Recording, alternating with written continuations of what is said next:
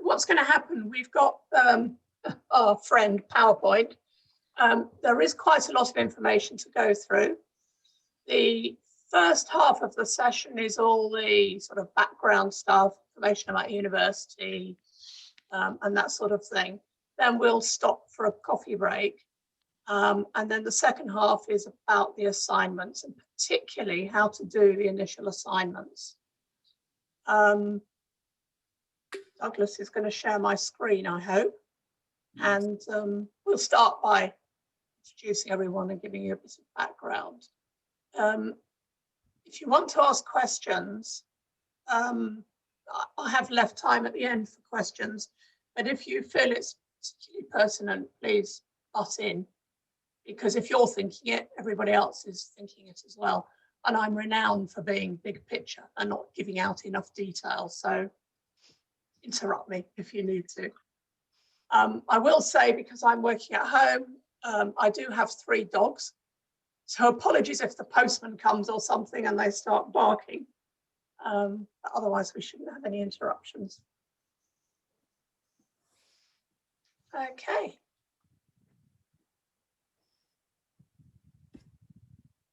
Could you share the screen, Douglas? Yeah.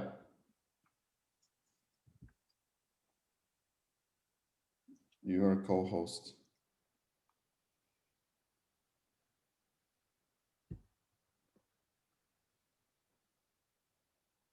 So can everyone see? Yeah. No. No.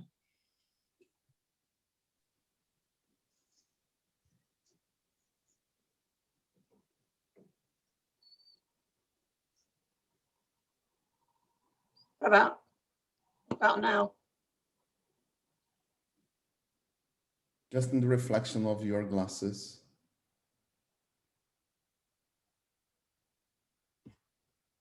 Can you see the PowerPoint? No. Nope.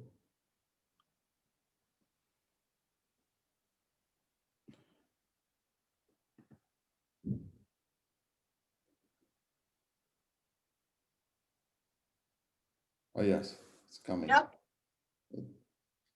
Yeah. Good. Okay. So the title of the course is quite lengthy. It's the MA in Professional Practice Neuro Coaching. And to provide it, we are partnering with the University of Wales. You will, in communications from the university, get things in Welsh as well as English. I'm not aware that any of you speak Welsh, but it is there. It is the main language of Wales.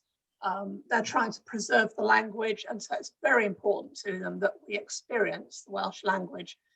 But everything does have translations with it, so it's a bit of fun to try and pronounce their words.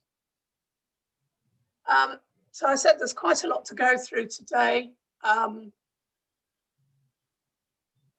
You can write down questions to ask at the end, or use the chat room and Douglas can ask them for you at the end. So whatever suits, or as I say, feel free to butt in occasionally. The first half of the session will be all about the background. Can I just check you've all received a copy of the slides as well? Yeah. Great. Okay. Because obviously I don't want to read them word for word, and there is quite a lot of info there. And then after coffee, the second part, I want to be sure that you know what you're doing with your assignments, certainly to start with, that you know how they're going to be marked, and you have a chance to ask those questions that are important for you. I will refer to quite a lot of documents. When you're looking them up, make sure you always have the latest edition, which will be on the Moodle program that you will log into as part of the university process. So the Moodle documents will always be the latest edition. Okay, so in terms of who's involved, most of you know me, I think. My role is really to direct the program. I'm the main liaison between Neurominds and the university.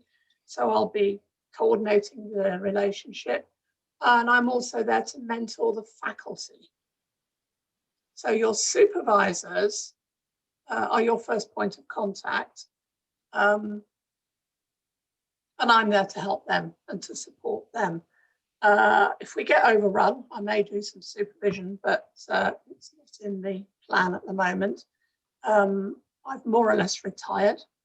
I used to run a consulting and coaching practice called the Performance Solution, which I sold in 2018. And now I just do a bit of coaching and this. So maximum of 10 hours in my working week. We then have Douglas. Douglas has multiple roles. He's the CEO at Neuromind, so he's responsible for the commerciality of everything. And he's also a student because he's decided if you're going to sell a program, you ought to go through it and know what it's all about. So Douglas will be joining you all as a student as well.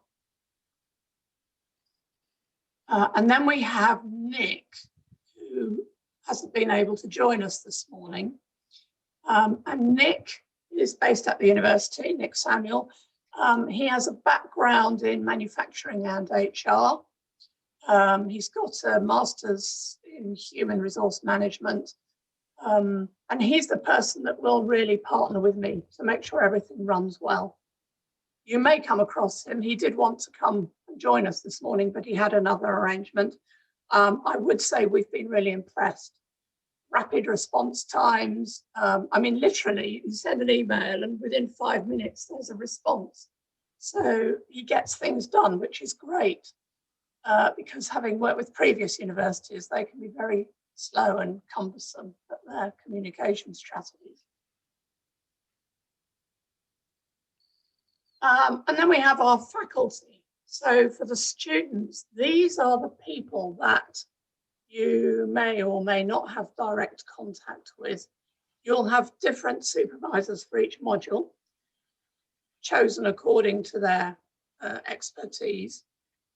And certainly for those of you going on to the full masters, the supervisors will be chosen according to your topic, your final project, as well as their background and their relevance. So those of you who are on the call at the moment, the supervisors, would you just like to introduce yourselves, say hello and a bit about yourself? Could we start maybe with Lindsay? Yeah, of course. So welcome everybody. My name's Lindsay Weir. I've worked with Sally since 2010, I think we first met, and I've also went through the full MA programme when it was at Derby University, so prior to this one, and I completed my MA in 2016. I run mainly predominantly the coaching programmes, so professional coaching skills and higher professional coaching skills as well. And I know there's a few of you that are on the programme just now that know me already. And I run my own business, and I'm also executive coach and coach, trainer, mentor, supervisor. That's me. Great, thanks, Lindsay. Rabia? Hello. Hi. I, like Lindsay, also has done the MA at Derby University. I looked at the role of NLP coaching in recovery and addictions. Most of my work now really dominates around mindfulness and teaching mindfulness, and also my coaching revolves around resilience, mental health and well-being now. You're an NLP trainer as well, aren't you, Rabia? I am. I do NLP supervision, and I am an NLP trainer. Thank you. Mark? Hi, everyone. Yeah, Mark Bisson. I've been coaching for about 20 years now, and also did the MA at Derby with Sally and Rabia and others. I've been running my own businesses for the best part of the last 20 years, and I now run an organisational development consultancy running sort of coaching and leadership development across commercial and public sectors. And more recently, I've been specialising in mental health and well-being coaching, and my master's dissertation was on the use of coaching with long-term NEET young people. That's young people who are out of education, employment and training. And would you like to say something, Mark, about your first book, Reflective Practice? Ah, yes. Thanks, Sally. Yeah, well, while I was on the Masters, I was looking for a book that would tell me everything that I needed to know about self-reflection in the coaching context, and I couldn't find it. I could find sort of chapters in coaching books here and there. So about 4 or 5 years ago, I decided to write that book. So that book was published 4 years ago. It's been pretty successful. It's on the reading list for this Masters, and I also run workshops and give lectures on the topic of critical self-reflection. Thanks, Sally, for reminding me. That's all right, thank you. We have anyone else on from the faculty on? So, as I said, Dennis, he already was teaching the university. He couldn't come. Okay. Great. Okay, so we've got the main three today.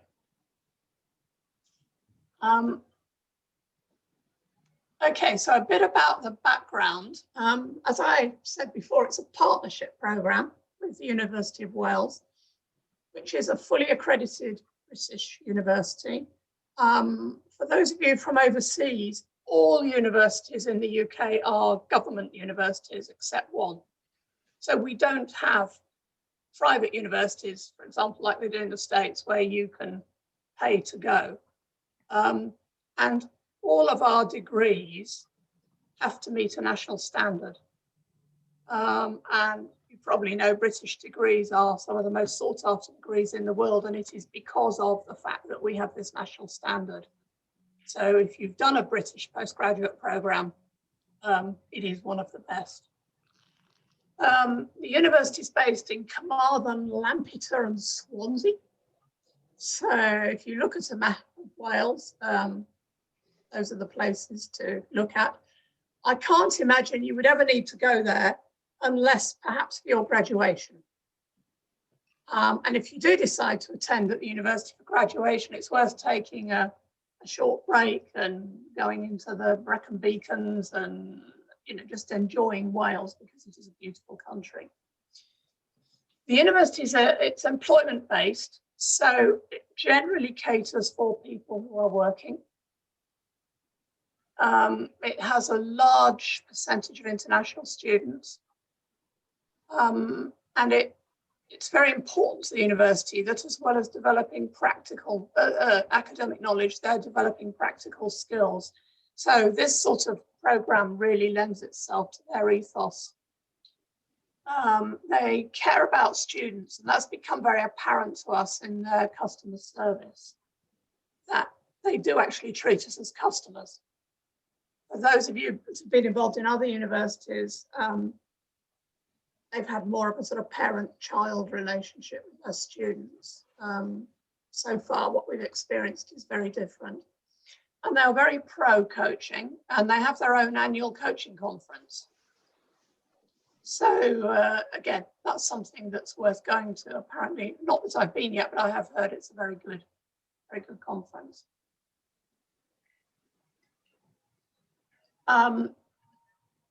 Neurominds has a 5-year renewable contract with the university. What this means is that as long as we do well, we can continue the contracts on a rolling basis.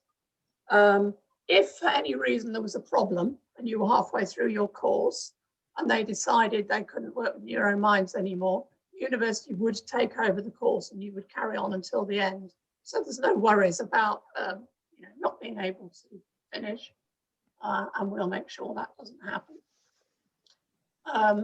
Even if you're just doing the postgraduate certificate, you can attend for graduation.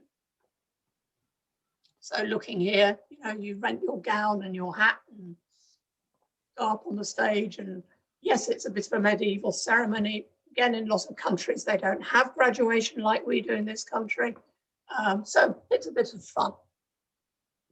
You can also, if you do the full masters, you can continue on to a doctorate in coaching through the university. And you may or may not recognize some of these names, people who are on the coaching faculty at the uni. Stephen Palmer has written quite a few coaching books. Annette Fillery, Travis and Christine Davis.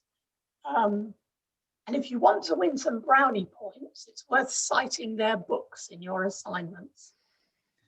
Academics like to see their own names in print. So read their stuff and cite them. And another point here, you mustn't use the name or the logo of the university without permission. So if you're thinking of using it on your website or whatever, please ask us first and we'll give you the correct wording for it, and a copy of the logo.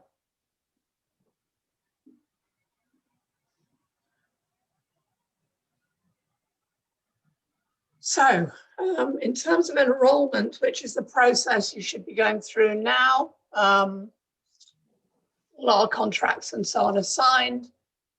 You should have had an email with a link to the online application. I'm sorry, it's quite a lot of screens to fill in, and they do want to check all your personal details and so on.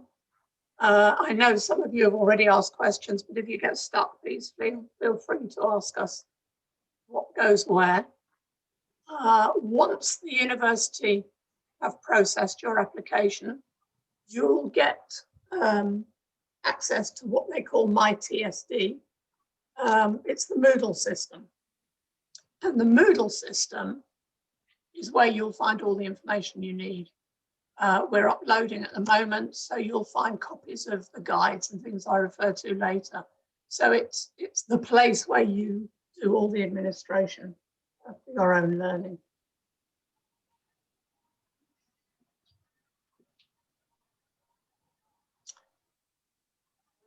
You need to have a learning contract. So this has to be signed and we have to send a copy to the uni. It is in Welsh and English. Basically, it's just clarifying what you're signing up for. So your name, your student number, which the uni will send you, the program you're on.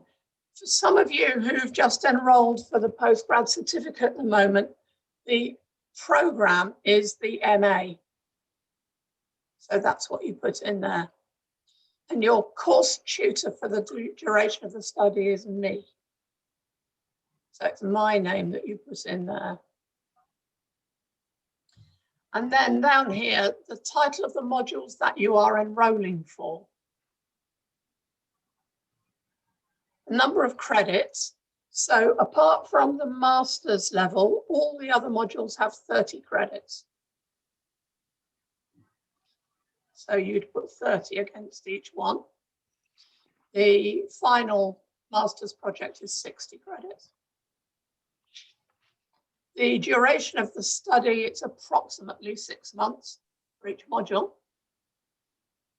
Start date, whatever. Yes, you've attended the induction. And here, where it asks for the fee, whether you're sponsored or self-funding, you're all self-funding. And then you just sign it. And these will come to me, I'll sign them and we send them off to the university. So this is really just to make sure, yes. Sorry, just a question. So for this learning contract, if we intend to be doing the full masters, do we need to list all of the different modules on this contract at the same time, or is it a phased process where you just do the learning contract for the module that you're about to do? Just do it for what you're enrolling for at the moment. The reason I say that is because if you put the whole lot down and then something happens, and you know, we all have issues in our private lives, the university will assume that you're doing the whole lot, whereas actually you're exiting at diploma level, so for example. So what will happen is after certificate, if you're carrying on to diploma, you just fill in another one for the diploma stage. Okay. The other thing is, if you put all the modules down, you'll get charged for them all up front. Whereas if you do it stage by stage, you get charged stage by stage. Okay. Okay, thanks for that. Thank you. Okay, so it gives us clarity about who's doing what and when. Sally, can I ask a question just so that I'm on the right Yeah, track? sorry. Can you hear me okay? Yes. It's stuck here. Yeah, I completed some documentation yesterday through a link that Douglas sent me, and it was fairly intuitive, and I sort of got through it, and I got it acknowledged. It asked me for references. Is there more to this application process? Have I completed the application, or is there more I should be doing? I'm not sure I understand where I am in the process with what I've already completed, because it's obviously unfamiliar to me. Did you finish all the screens? Yeah, I believe so. Okay, no, that's it. But it didn't ask me for particularly a lot of in-depth information. It asked me for a personal statement and things like that, but not an awful lot of information. But I just want to check I'm on the same wavelength, really. Yes, that's all you need. And then you'll get, then the university will come back to you and they'll set you up with the instructions to access Moodle. Quite a lot of it was pre-populated. Should I have expected that as well? Yes. Yeah. And yeah, and I worked on the basis that if there's gaps or more information required, the university will contact me. Yeah. Okay. Yes, I would. Yeah. But no, I mean, these days with data protection and so on, they don't need a lot of information. So that's it. So don't worry about it.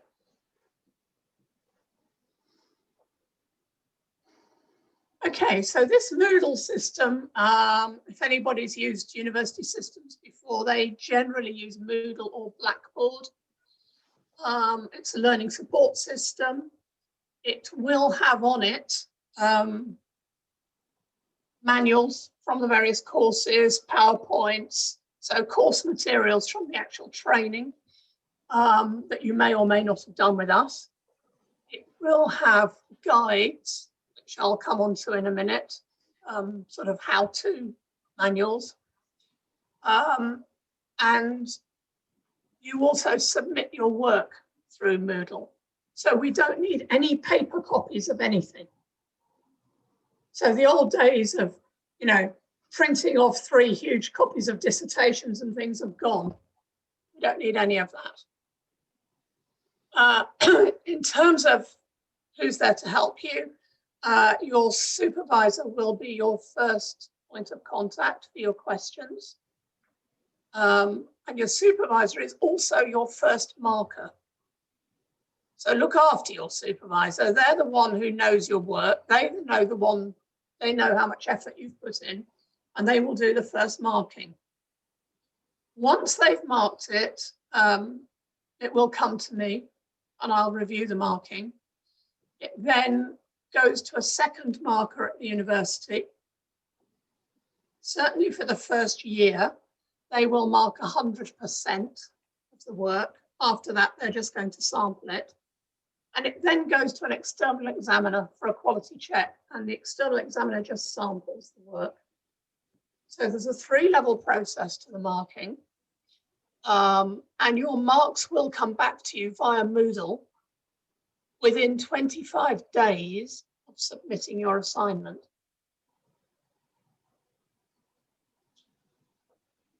Whilst you're waiting for your marks to come back, you can get on with your next assignment. You don't need to wait, but you can carry on. Obviously, once your marks do come back with your feedback, you can then incorporate that into the work you're doing on your next assignment.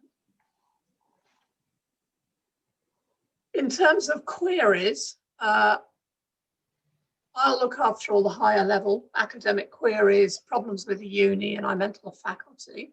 Miriam, who works for Douglas, looks after the day-to-day administration, the invoicing, attendance at courses, that sort of thing.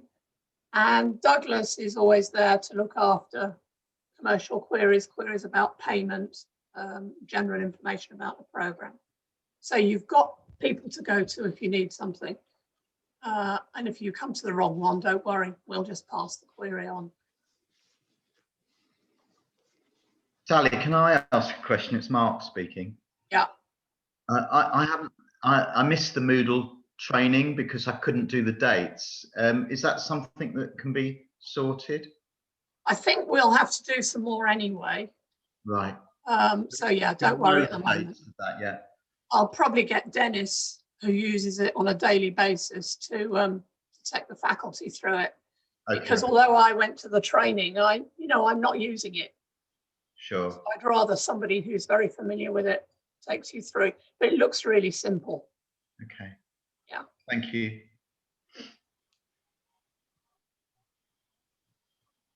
Other assistants, and the faculty have access to this again.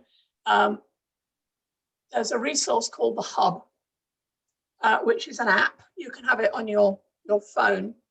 And again, it's for asking questions from the university. So it could be IT issues about Moodle. It might be about the library.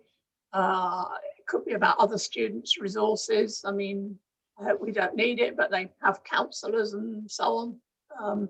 So there's all sorts of things on there. So it's worth downloading that and having a look through it. You have access to the university library. That's faculty and students. The librarian is Ellie Downs. Again, you can access her through Moodle or email her direct. And there is a technology enhanced learning team, and they do provide support on things like Moodle. So for example, I've had real problems logging in. That's just the way my system works, and they were very quick coming back to me to help me sort that out. We talked about marking. To make sure that we are meeting standards, and particularly in this our first year, the university tutors will help our faculty and our tutors understand any assessment requirements. So really that's about making sure that we're all marking to the same standard. So don't worry if you're talking to a colleague on the programme and you're hearing slightly different things. The university will iron it out so that we're all doing the same thing. And we also suggest that you work in action learning sets. So small groups where you help each other. We suggest a maximum of 4 students in each group. And the reason for that is, have some support. It can be quite lonely, as we've all found during lockdown, sitting at home working on something by yourself. But if you've got other people working on the same sort of assignments, you can share references, support each other. You will have different supervisors, so you might want to share different advice from your supervisor that maybe someone else hasn't had the benefit of. So action learning sets are good. And there's also a Facebook page, which is Students MA Professional Practice, Neuro Coaching. And on there, you'll, over time, meet students in other cohorts. So again, it's a nice place to share resources. I've recently shared something about reflective learning. But yeah, put up references that you find, have discussions, use it for whatever you want to use it for. The faculty do have access to it as well. They have their own page, but they also have access to the student page. So we're here to try and help you. We're here to support you. Having said that, it is a postgraduate study route, which means that you are expected to be self-sufficient. It's not like school. We're not here to run around and find all the answers for you or do your work for you. So it's certainly an adult-to-adult relationship. If you need help, shout. You know, please don't sit at home worrying about things. For some people, it's the first time they've done a university qualification. For some people, it's a long time since they studied anything. So we are here to help wherever possible.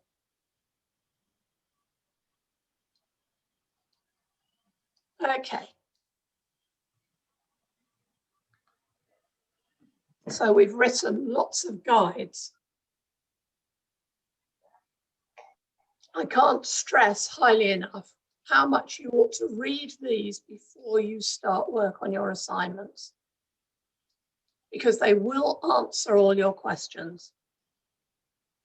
I think Douglas has sent you access to a Dropbox, which has got them in. They will all be available on Moodle as well. You know, they're there to tell you what to do and how to do it. You know, for example, presenting your work, it needs to be in a 12-point font, something like Arial. You'll only know those things by going through your guides.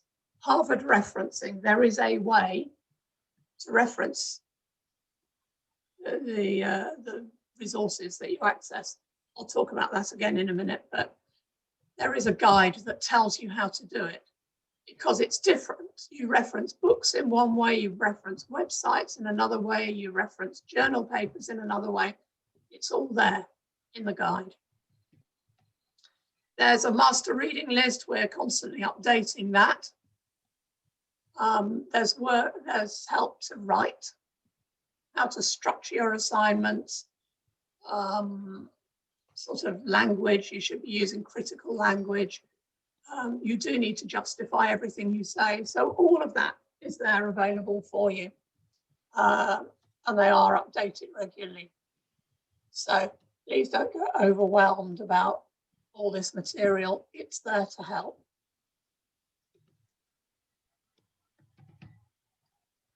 So the structure of the program. There are 3 what we call independent study modules. So these are the first, if you're doing the whole program, these are the first 3 that you will do. At postgraduate certificate level, there are 2 of them. And you choose between fundamental theoretical framework of neurocoaching, that's an NLP practitioner.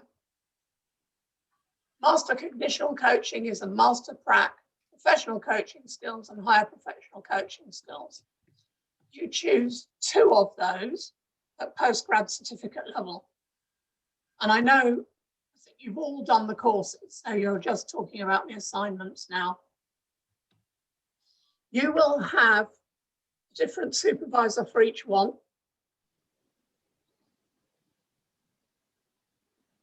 But the actual assignment is the same.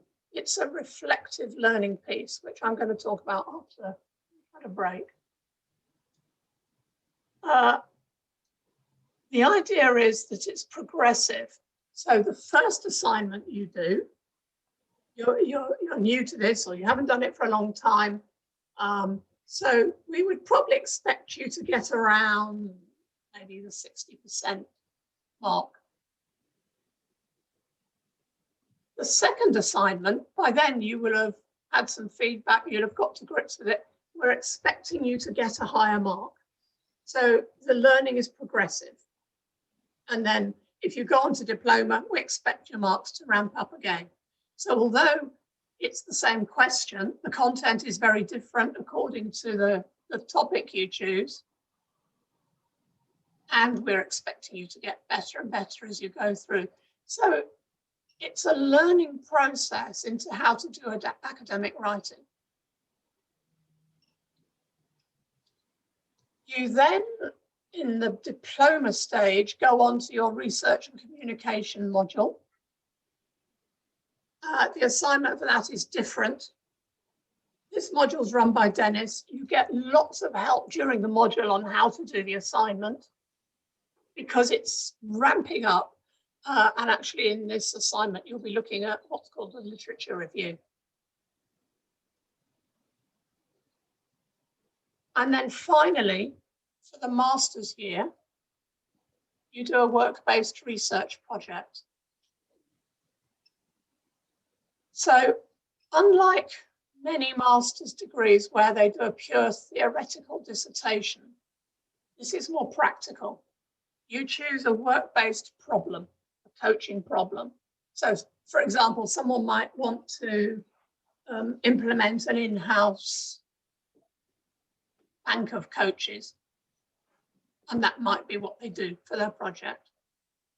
So yes, it still needs all the academic referencing and so on, but it is something live. So you either do it for your own business, or you might get a client to sponsor you. If any of you are doing some consulting work, it could be just a piece of work that you're doing for a client that you're being paid to do. We will help you in choosing the topic. But yeah, it's something real and meaningful. It's not just some theoretical thing that just gets left on a dusty shelf when you've finished it. It could be something that you want to turn into a book. You know, Mark said he'd written his book. He couldn't find a book on the topic he wanted, so he decided to write it himself. That could have been a work-based project. So entirely up to you. But if you are going on to that stage, start thinking about it before you do your research module, because the assignment you do on this module will feed into your project. So it's all about saving you time and effort. So if you're doing a literature review here in your research module, that can become the base of the literature review for your project. And you can do a lot of this all the way through. You need to be clever when you're thinking about what you're doing. Think about the next stage as well, so that things start to link.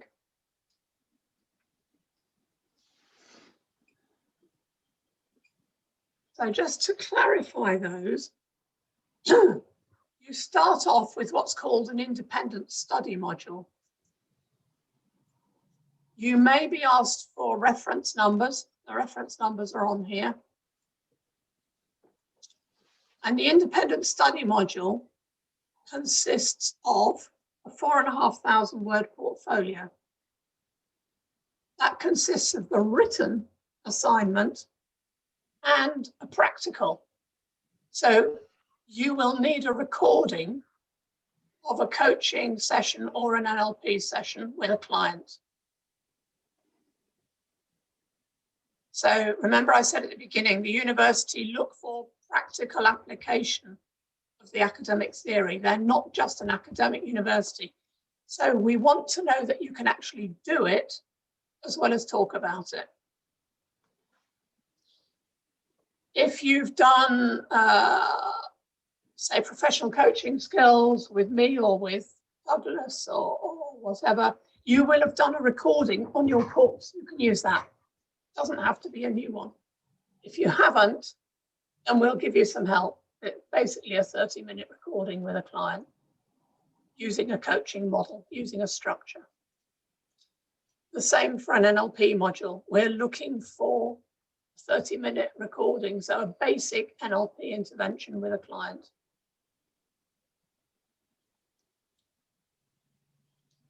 To get the postgraduate certificate, you then repeat that assignment with a different course. So if you've done NLP Prac for your first one, we'd expect professional coaching skills for the second one, or Master Prac, if you're going down the NLP route.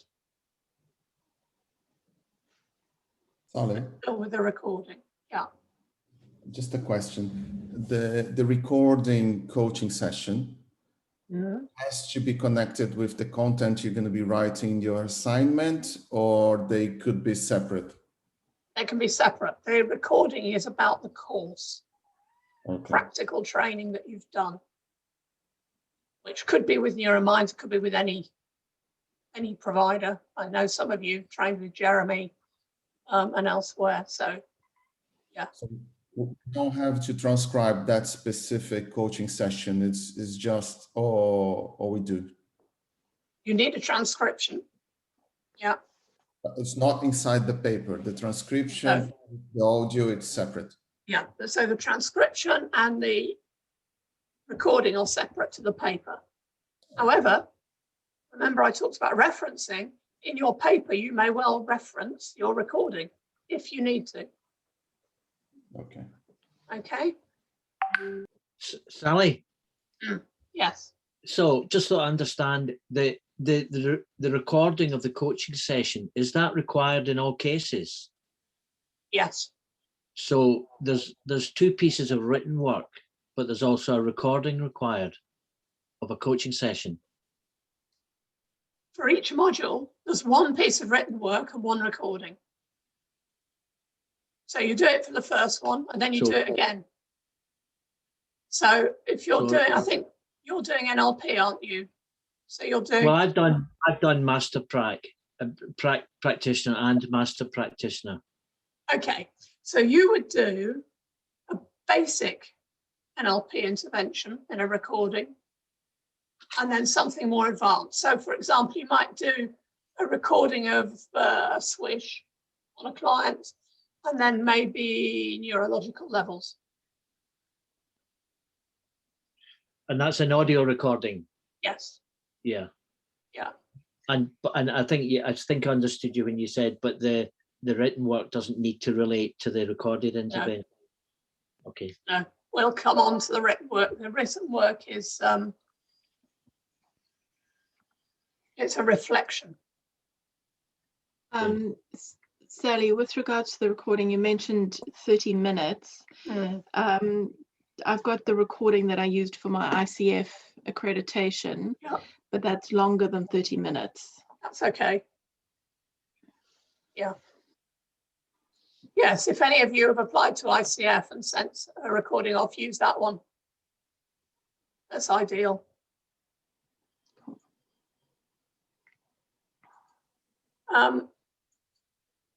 And then if you carry on after postgrad certificate, same again, same module number. You do one more of these reflective modules with a recording. You then come to postgrad diploma, research methods. So this is where I was talking about the literature review. It's a much longer piece of writing, but remember it feeds into your master's year. And then in the master's year, your work-based investigation, work-based project is 14,500 words with a 24-minute presentation. Why it's 24 minutes, I have no idea. But that's what they ask for. What I suggest, we can either meet for the presentations if that's what you want to do, or we can do them on Zoom and record them that way. It's entirely up to the group that you're working with at the time.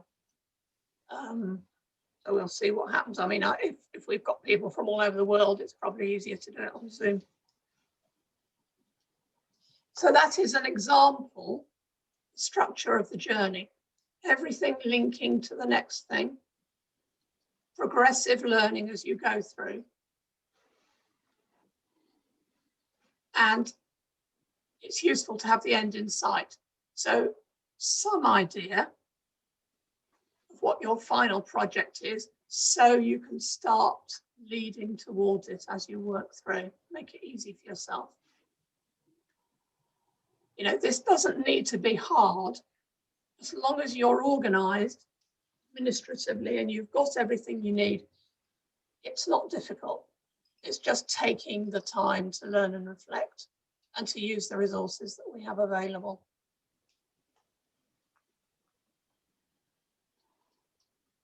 Okay. Any questions? Yes. Sally. Alex, so sorry. Go on. I've got a quick question. I don't know if I've just missed this, or I'm not the work-based investigation includes the proposal and the dissertation. Yes. Could you just make the distinction between the word research portfolio in the PG dip, in the diploma? Right. So, yeah, unlike a lot of masters where they do their proposals here, Right. the university have taken that out and put it into the MA. The reason being that some people want to finish with a postgraduate diploma. So why would they write a proposal for something they're not going to do? Yeah. And they've only changed that this year. They're one of the first universities to change it. So what they do instead, in research methods, they teach you about research methods and how to conduct a research study. But the assignment is mainly about a literature review. Okay, gotcha. So what they're doing is teaching you to critically review academic and practitioner literature. So what I'm saying is, ensure when you get there that that literature review applies to your project. So you've partly done it, yeah. Yes, yeah. Similarly, you'll be taught about ethics in the research methods. One of the things you have to do for a work-based project is discuss the ethics behind it. So if you're doing an exercise in here, Dennis will go through this with you, use your research project as the guide for your ethics exercise, so that when you get here, you just have to copy it out and hand it in. Okay, so use what you're actually going to do as the content for your learning exercises.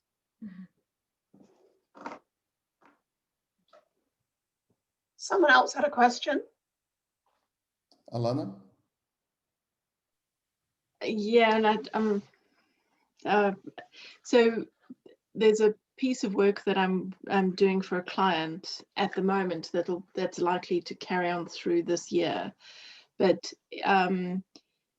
the emerging potential idea for the MA dissertation is based on this work. So is there, but I don't know whether this project would still potentially be running when I get to the dissertation stage. And I'm just wondering about,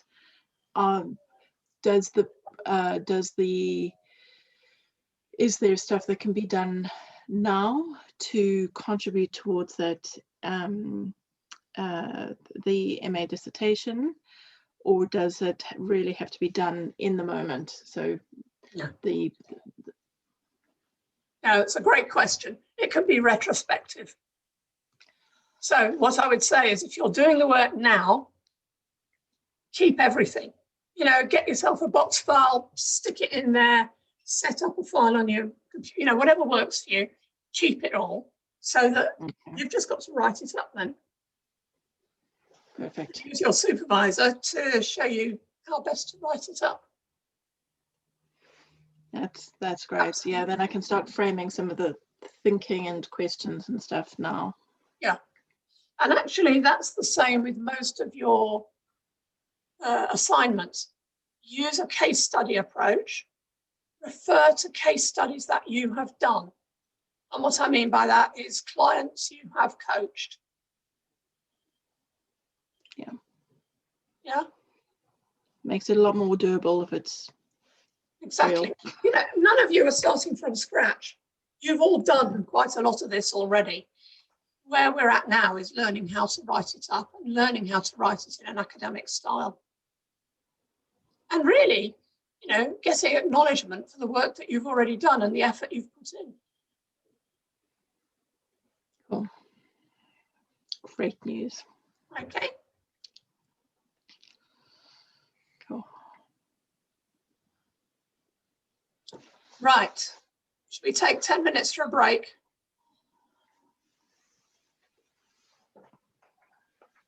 Yes. Yeah. Sounds good. Good. And then we'll go on to how to do the actual assignments. Okay. Which is the meaty bit. UK time, it's 11:35. We're coming back. Thanks. Thank you. Thank you. Okay. Sally, are you still there?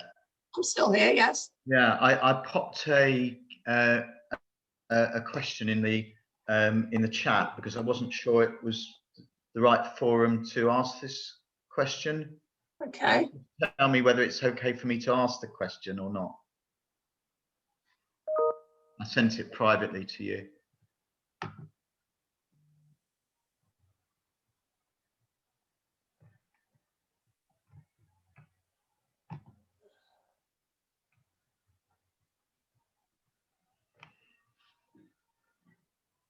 Can you see it? No. Shall I just ask it then? Go on then, just ask. Yeah, so when we met before as a faculty, someone offered to support me around supervision in sort of my role, and I think it might Yes. be Lisa. It was. Is that offer still there? And if so, how do I go about sort of getting that in motion? Okay. Yes, the offer's still there, but it'll be me, not Right. Lisa, because Lisa's too busy at the moment. Right. Okay. She's very busy on a RTM protocol. RTM protocol, which is a resolution of traumatic memory. It's come out of her PhD and some work with the NLP Research and Recognition Group. So, So yeah, it'll be you, Sally. That's great. so it'll be me. And how do we set that up then? So what you'll need to do, I think you've got your student already, or students. It's Carolina, or I think she's showing as Carol on this call. Yeah. And Douglas. Oh, aren't you lucky? Yeah. Okay. So yeah, just arrange with me sometimes. It'll work just like coach supervision, but it's supervised supervision. Yeah. So yeah, we'll just set up some times and go from there. Okay, that's great. I'll send you a private email, Sally. Oh, okay. Right, brilliant. Thanks, Sally. And that's, I mean, you know, that is the same for all supervisors. So whatever help they need, that's what I'm here for. Sure, sure. Is there any natural rhythm to when those sessions should take place? Or you're gonna sort of talk about that in the rest of the slides? No, because the rest are for the students. But what I would say is, let's do one before you start with your students. Yeah. Because it is a new program, the assignments are different to what you will have come across in the past. Yeah. So let's do one before and then as you need them. Yeah. Okay. Lovely. Thanks, Sally. Thanks for asking, Mark, because that would have been, I know that was Sally that was going to help me as well, but that helps me too. Right. Okay. Thank you. Yeah, and we can do them together. You know, if you'd like, some can be on your own, some can be with other faculty members. So entirely up to you. Brilliant. Okay, right, going to grab a cuppa.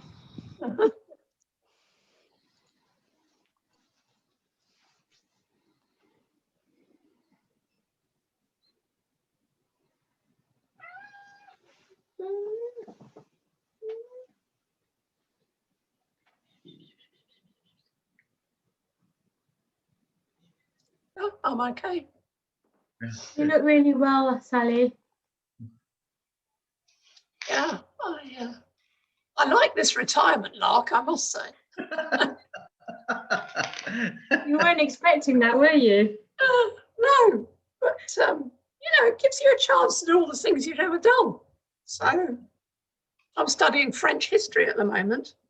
I knew you'd do something like that.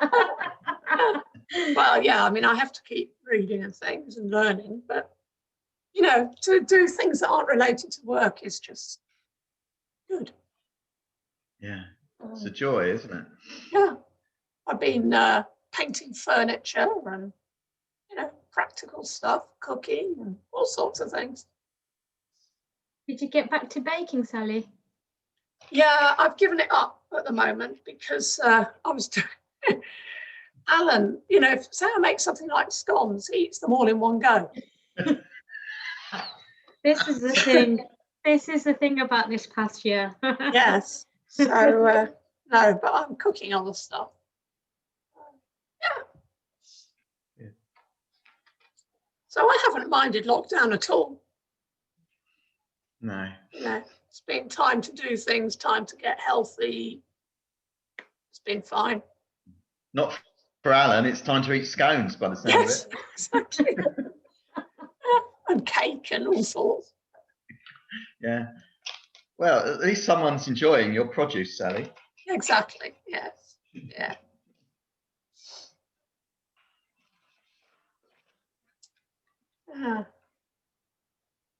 So have you got children at home, Rabia? Have they gone back to school? It's their first day home. Yeah, I mean they went back, and yes, and the Easter holidays are here again. Oh dear. So they know at least they know the drill when mum's up, so right now I wasn't just getting myself snacks ready, I got them some snacks sorted as well. Yeah. What age are they, Rabia? Pardon? What age are they? 11 and 6. Ah, see, that makes sense, because mine are 20 and 18 and they're not out their bed yet because they don't have to be. Yeah. Yeah, mine are early risers. They always have been. Yeah. I wonder what's going to happen with my teenager, because my husband's a early riser, and he's always been an early riser. So, I'm going to be shocked when he sleeps in. Yeah. Then I'll know something's hijacking his body. I can't believe you've got a 20-year-old, Lindsay. No, neither can I. It Yes, is a because shock. No, I think of them as little boys. I know. And they're obviously a lot taller than me now as well. Yeah. So it's when they come up and just give you a kiss in the forehead and pat you in the head now. It's like, really?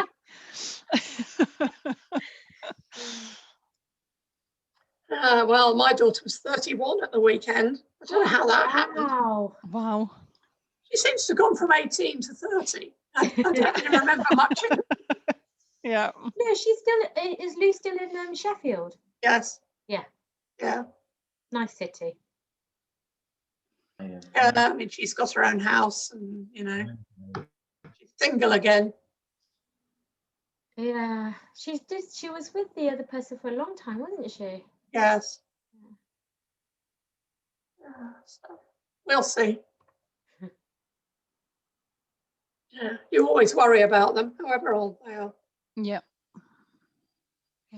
Yeah, I thought it would get easier as they got older, but this Don't for say me that, is, Lucy, please. I know, I'm sorry. This at the moment, 20 and 18, I'm finding the most stressful. Yeah. In fact, I'm loving lockdown because they can't go out the way they normally would be.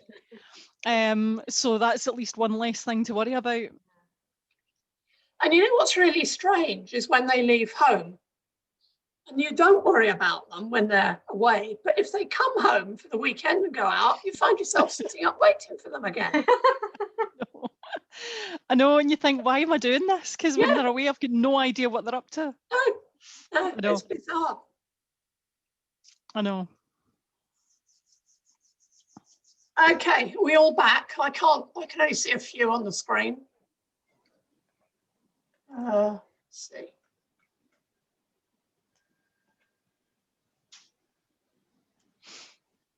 Yep, we're all here.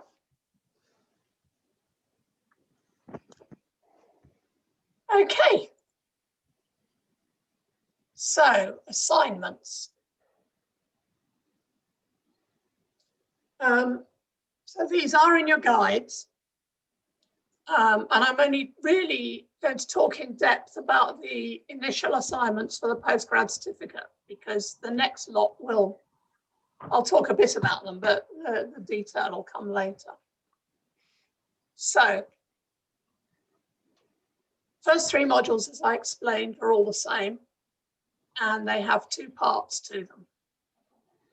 And they're all, so we don't have any exams or anything, it's all coursework, but the 2 parts are marked separately. So you need to pass both of them. So the 4,500 word portfolio will have an introductory part, And this is about, really about why you're doing what you're doing. So it talks about, you need to do an introduction on why you chose to do the course you did. So let's say we're doing an LP practitioner, because I think you've all done that. You know, why did you choose to do an NLP practitioner? What was the point of it? What relevance did it have to your own learning and development and to your organization or your clients or, you know, the external world? So why were you doing that?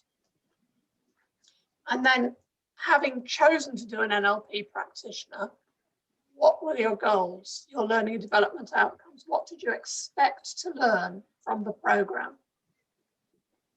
Now, if you've still got your manuals, your goals should be in the front of your manuals. So there should be something there to help you. Then the next thing is, how were you assessed? And also, how did you assess the program? How did you know it was successful for you? So what was your methodology? Was it gut feel? Did you have very detailed criteria? How did you quantify that each goal was successful?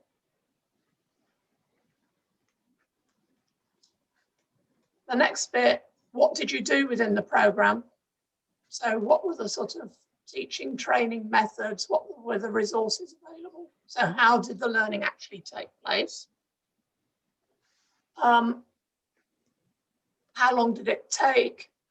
And how are you going to review it? And this is a plan for your supervision with your tutor. So when are you having your supervision sessions whilst you're doing this assignment? So it's a little timetable to go in there.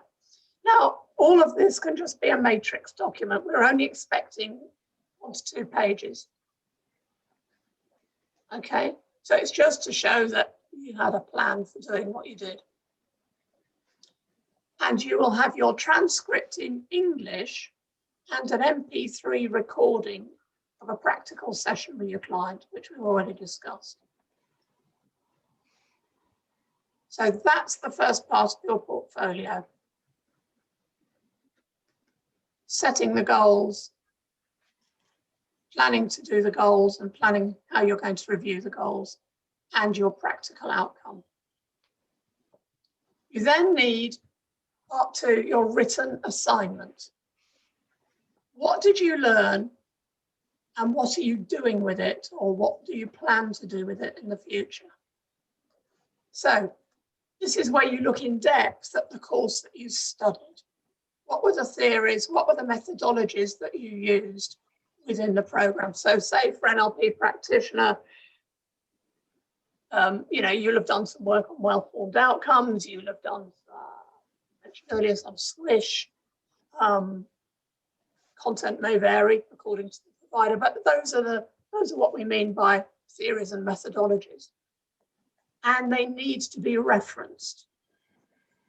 So it's no good just saying you did a swish, because remember, the external examiner at the end of this process may not even know what NLP was or is. The best place to find your references for NLP is the NLP Encyclopedia, which you can look up online. If you go on the NLP University site, it gets published on there. Otherwise, look up the things online and they'll give you the references. You can use other NLP books as well, but you find that they don't necessarily have everything in them. We then want to know, having learned those things, what did you think of them? Did you agree with them? Did you like them? Did you dislike them? And how have they affected your learning and your work?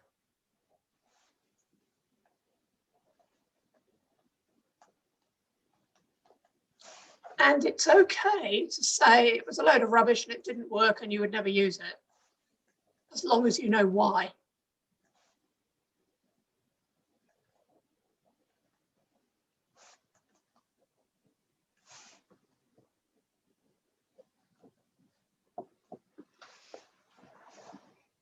this whole thing is a critical reflection, and you need to structure it. And I suggest you structure it around a model of reflection. I'm going to show you a couple in a minute. It's no good just sitting down and writing an essay. We're looking for a structured critique of what you did and what you learned. And we're also looking for the impact, not just on you, but on the world around you.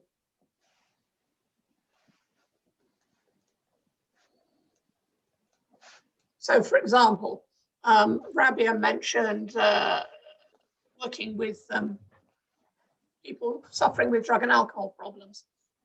You know, you might have done a practitioner and you've used an NLP model to help people get out of where they are. And the impact could be that A, they reduced their intake or gave up or whatever and became clean.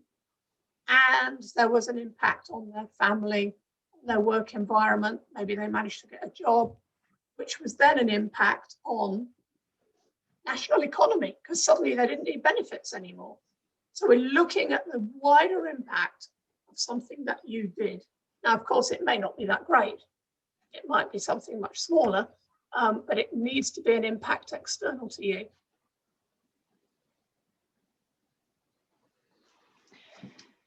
Sally, Yes. you mentioned in terms of sort of talking about the different theories and the methodologies, do we need to be referring to, is it a comprehensive list of all of the ones that were covered in, for example, the practitioner, or can we pick a certain number that had the biggest impact Yes.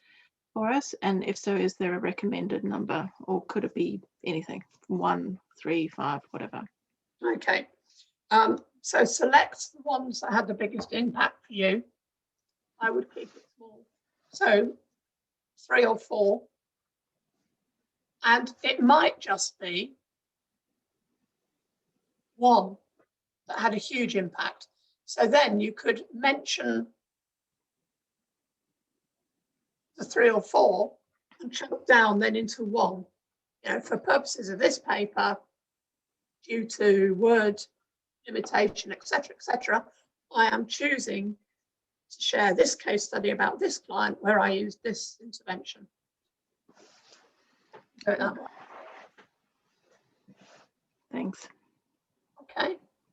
Sally, can I ask you a couple of questions? Mhm. So the 4,500 words, that includes the introduction, or the introduction is a separate document that it doesn't go in word counter? The part 1 is a separate document.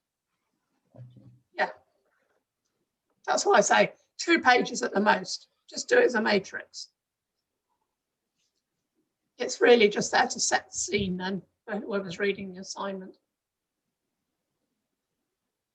Okay, and inside the 4,500 words, we are okay to have a case study where we're going to comment the specific tool that we are talking about, to say how we did apply and what did work, what didn't work, or it's basically just about the tool and not in the application arena?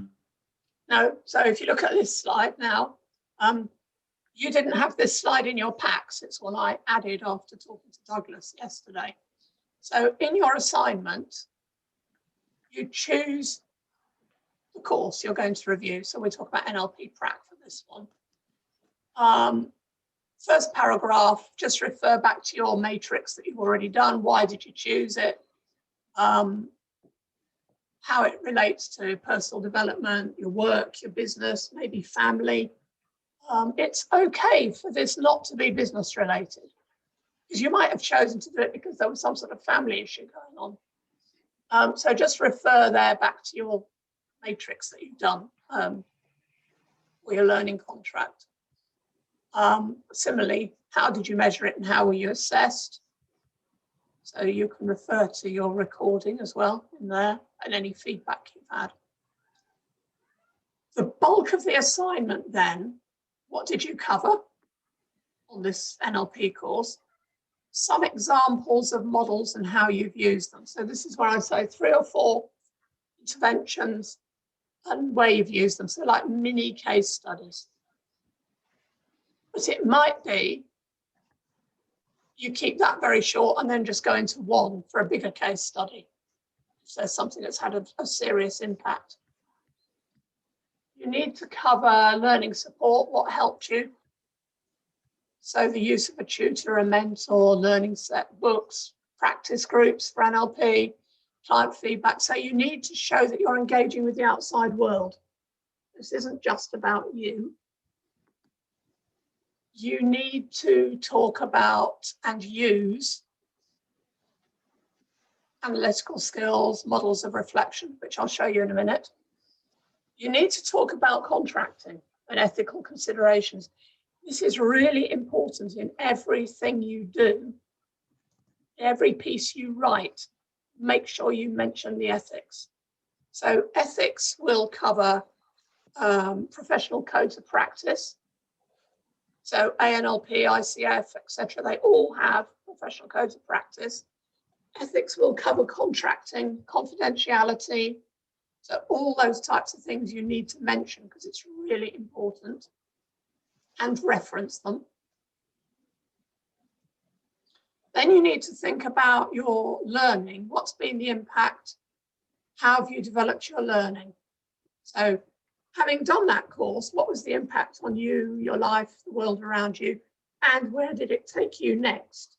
So for some of you, that might be master prac. For some of you, you might have got interested in counselling and psychology, psychotherapy. For some of you, went down the coaching and ICF route. So where did it take you and why? And then review the whole thing. What worked? What was really good about it? What could have been done better? What was missing? Did it exceed your expectations? And if so, why? Where did it lead you? And the important thing is reference and critique everything you say, every statement. You know, where did you get that information from? Where's that judgment come from? Reference needn't always be academic. It could be practice group, 3rd of March, London, because you had a conversation with someone about something. And all the detail for doing these assignments is in guide number 5.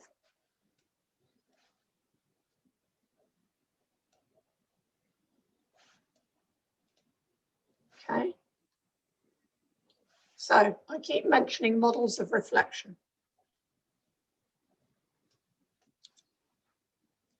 You have a reflective learning guide, which talks about models of reflection. Gibbs, it's an easy model, it's a very basic model. What I suggest, bearing in mind your first 3 assignments are similar, is that you use a different reflective model in each guide, in each assignment. Gibbs is a good one to use to start with, you know, thinking about your NLP prac, what happened? What were you thinking and feeling? So bring yourself into it. So this is your emotional piece. What was good and bad about the practitioner program? What else can you make of the situation? So sometimes, you know, when we're on a course, maybe we're in 2 minds about it, we're not really enjoying it. And then afterwards, we suddenly realize all the things we learned. So the what else is, you know, now looking backwards, how can I take that forward? What else could you have done? So having learned all this stuff, yes, you might have discussed what was missing, but what else could you have done about the program? If you took that course again, what would you do the same? What would you do differently? Then you go around the cycle again. If you use a model, and I really suggest you do for structuring your assignments, make sure you also critique the model. So what's good about Gibbs? You know, it's been around a long time. It's quite a good basic model. It makes you aware of all the stages to go through as you reflect on an event. And it is very basic. It's quite superficial, doesn't dig deep.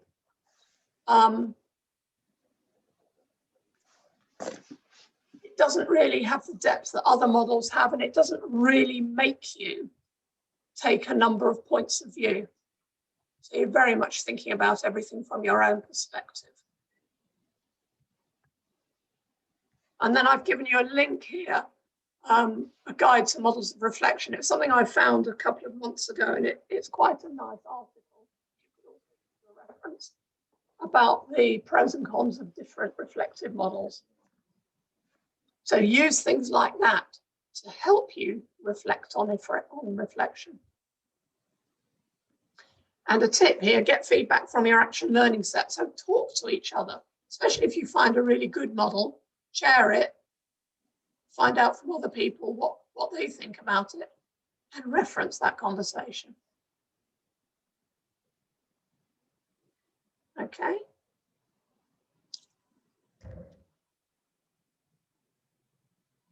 Another model which is more modern, Brookfield. This is about reflecting from the views of different stakeholders. Ourselves, students or other students, the theoretical literature, and colleagues' experiences. So this is quite a nice model to use if you're working in a learning set. So it's giving you that lens for stakeholder reflection, which would make you think more deeply because you would take on board the reflections of others. However, if you just want to reflect from one point of view, it doesn't really take you that deep. What you can do is develop your own model of reflection. If you do, make sure you reference it with your name. Or you can stack models, amalgamate them to make a really productive model for yourself. And as I keep saying, start with a simple one in your first assignment and then develop through the next 2 assignments. There are lots of them out there. If you go back to that link I showed you previously, that paper does share quite a few of the reflection models. Mark's book has got a lot about different reflective methodologies, and the reflective guide also has a lot about different methodologies. So that's why it's important to do your reading before you do your writing.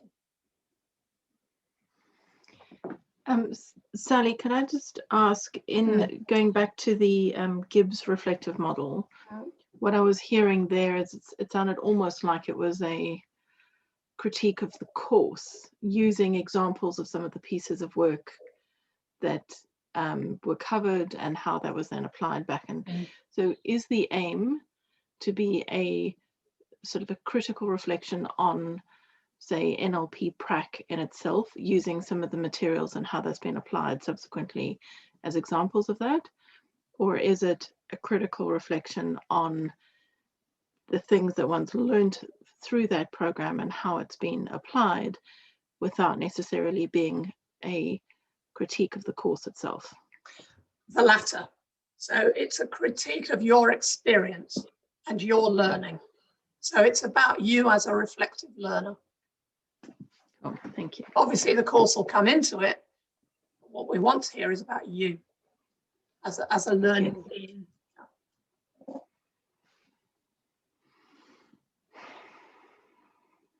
Okay. Now, I keep talking about referencing.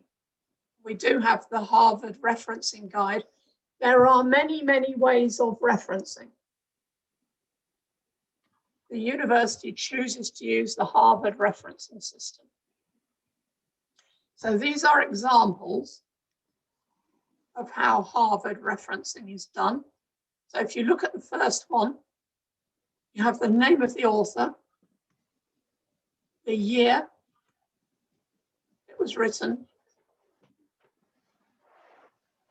the title, where it was written, where it was published, and in this case, the page references. that's optional. You don't always need page references, but yeah, if it's important to what you're saying, then you put those in. A tip, if you use some referencing software like EndNote, there's a system on Word, there are other various pieces of software around. First of all, you can set it up, the Harvard referencing style, so that everything you put in, it puts it into this style. You can then print off your reference list for each assignment, so you don't have to keep retyping it. And the really great thing is, if you use something like Google Scholar, you can set that up to import the references in Harvard style into your software. So say you were using EndNote, you find the reference in Google Scholar. If you decide to use it, you just import straight from EndNote into straight from Google Scholar into EndNote, and then you can just insert it into your assignment, add the reference, the master reference list at the back, and off you go. Saves so much time.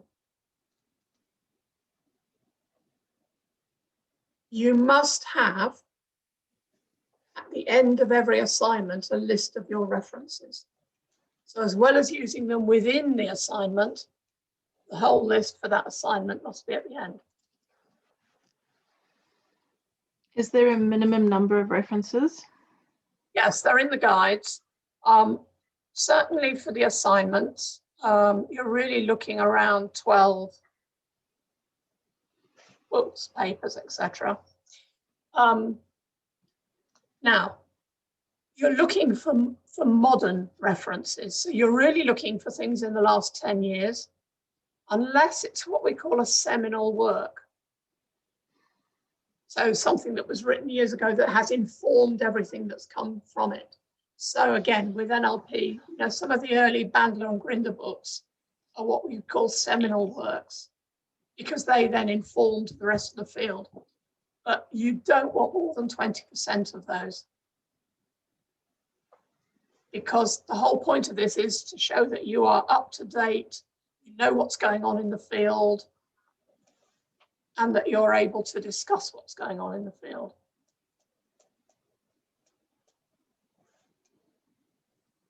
So something like Mark's book, for example, is ideal because it's only 4 years old.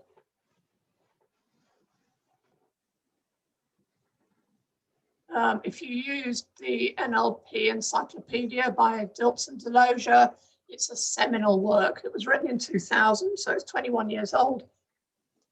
But it is the only collection of all the NLP references. So it becomes a seminal work. And so you can reference that. And another tip for NLP, if you have trouble finding references, just reference the NLP Encyclopedia because it's bound to be in there.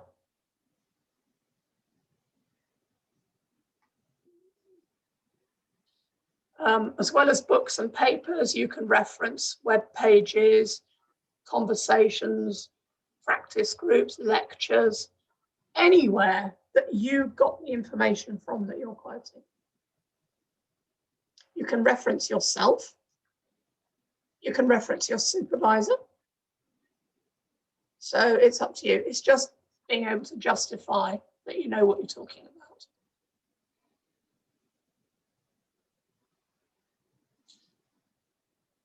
I think I'd say don't get put off by this. It's quite cumbersome to start with, but once you get into the rhythm of doing it, it just flows.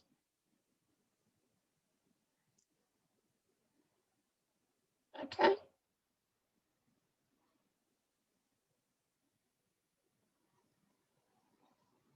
The research and communication module, Dennis will be running.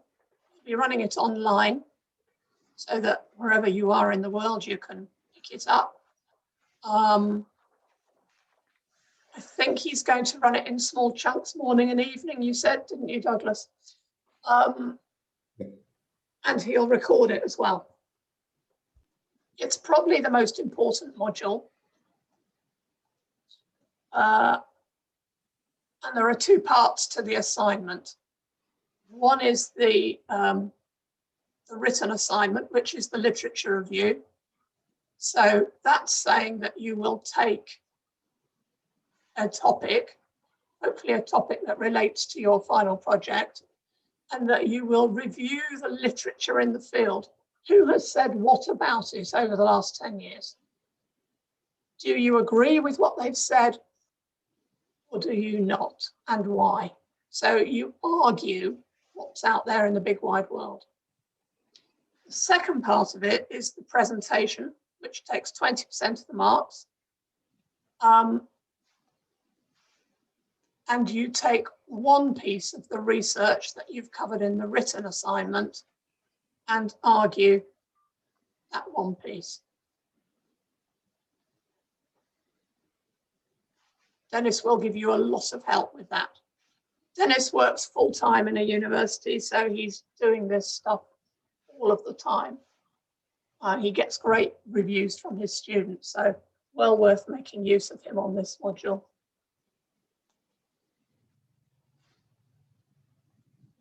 And then the final report, 14,500 words. You will produce the research proposal, which is your project plan. How are you going to do it? And there is an application form for ethical approval. This is a form we get from the university. And it's important that you have ethical approval before you start doing a lot of work. By ethical approval, the university have to make sure that you're doing this in a professional style. So for example, you would not be given ethical approval. Say you were working with service users in a drug and alcohol organization. If you were hiding up behind a lamppost at night in a black hoodie with a camera spying on your service users to collect your evidence, that is not ethical. You would not get ethical approval for that. So what I'm saying is the people involved in the project need to know that they're involved in the project. If you're doing surveys or interviews, you need to have their permission. If you're recording or using coaching conversations, your clients need to know that their stuff is being used in your project. If any of you do anything for the NHS or any of the health services, you will need additional ethical approval from them. But otherwise, this is just one form. It talks about your methodology and what you are doing with people.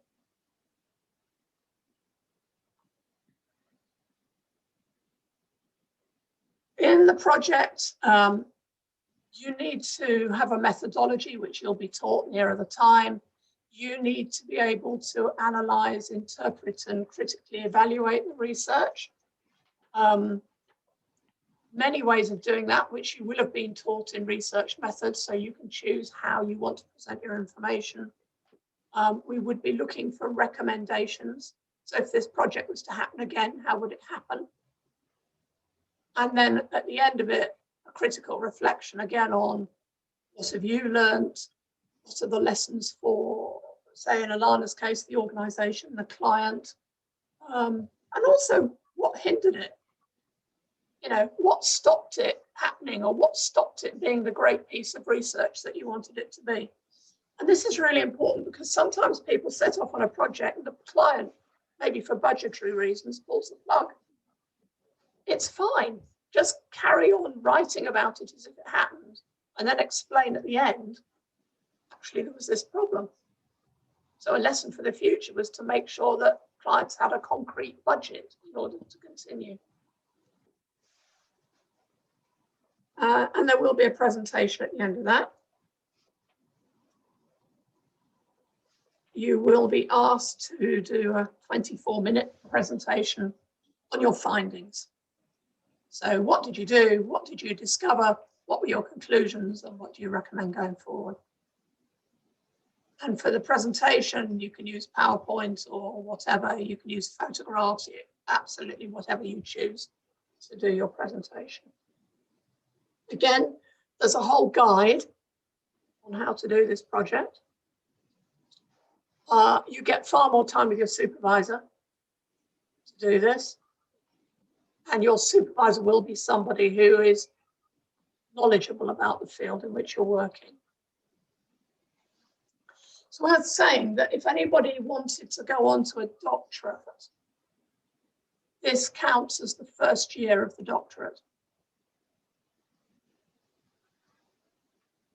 So what you could do for a doctorate maybe is take this project and then expand it to your thesis. So that's just, you know, added value for the program.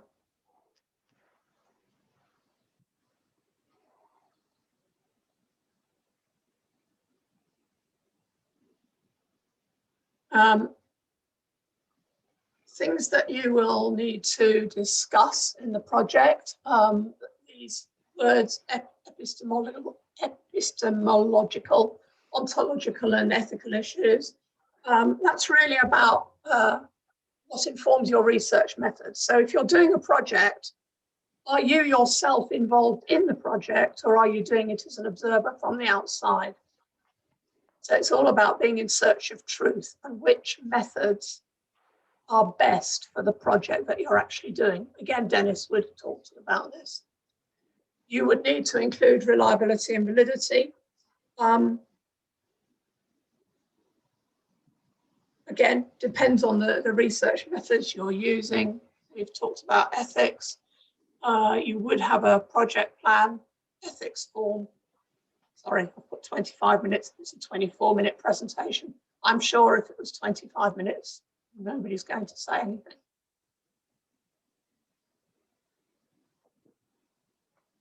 The role of your supervisor. Your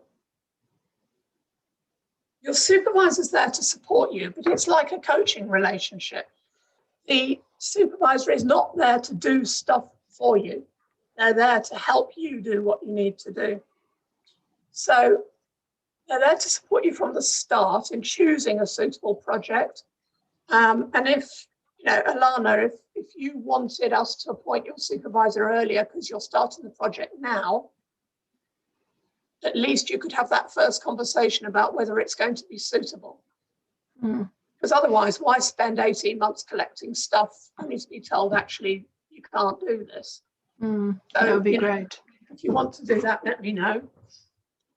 Thank you. It's important that the project meets the university requirements. And this is where it does become a bit parent-child. There's no point arguing with the university. As I said, it's a national standard.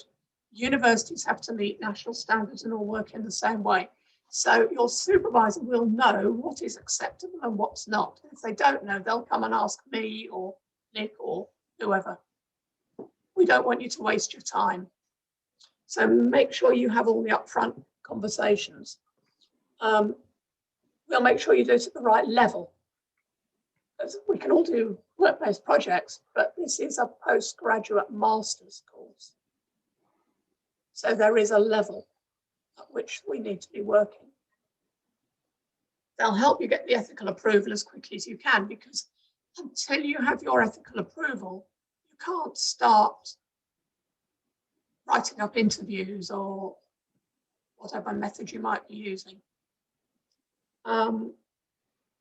The supervisor will help you develop your methodology, so you'll have learnt about it with Dennis, but they will help you put that into practice, and they will challenge you. Especially if they think there's a better way, or that you're avoiding. You know, we have a lot of people who don't like statistics, for example, so they avoid that as a methodology, when actually for the project it might be ideal. So they will challenge you. You can choose to disagree with your supervisor, but remember, if you upset them, they are your first marker. So probably not a good idea. So lots of negotiation needed. Send them work as you go along. Don't present them with the whole written thing at the end. I would suggest you send it chapter by chapter, because then they can be giving you feedback and that'll shape the next chapter. And keep a supervision diary. So when you've had your conversations, what actions you've agreed as a result of the conversations, because that'll be really useful for your final reflection at the end. Supervisor's job is to motivate you. You know, they're not there to discipline you or whatever. If you don't turn up for your supervision meetings or you don't do the work, you're an adult. They're not there to coerce you into doing stuff.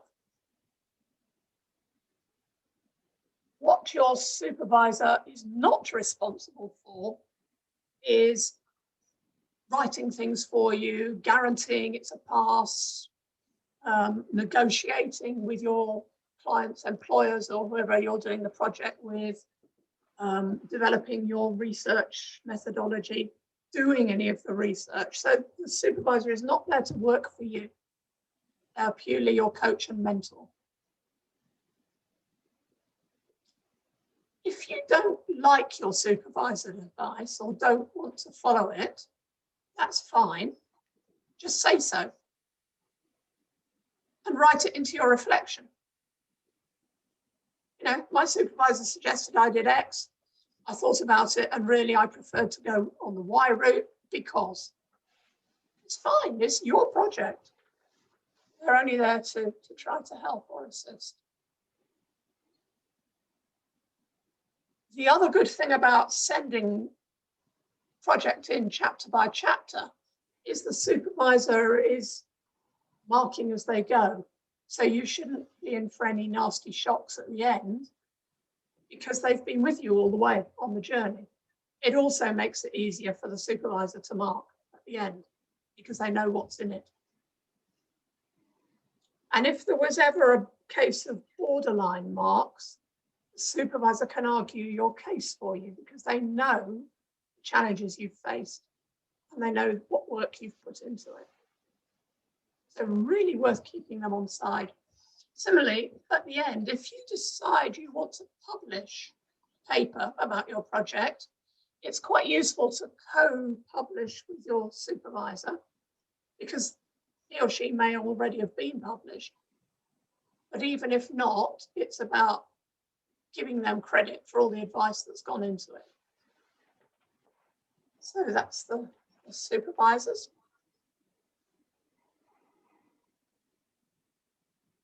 Right, how do I do my first assignment? I'm going to let Douglas ask me some questions and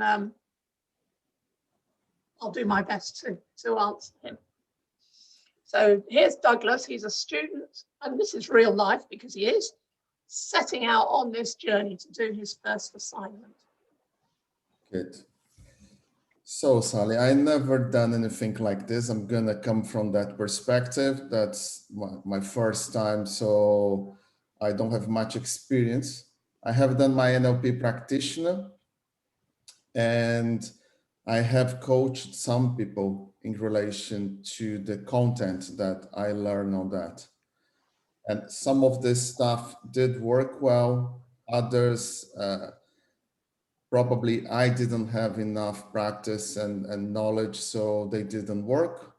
Now I have a different perspective because it's been such a long time since I did that I can reflect back in the approach I have used it. So if I decide I want to choose a client, and then I did apply neurological levels, I did some reframing with this client, and we did a bit of a parts integration to get things sorted. So I'm starting my first assignment and I have a client and I have 3 topics that I work with them. So I started the 2 pages about the introduction and in relation to my personal learning towards the NLP content. And I done the 2 pages.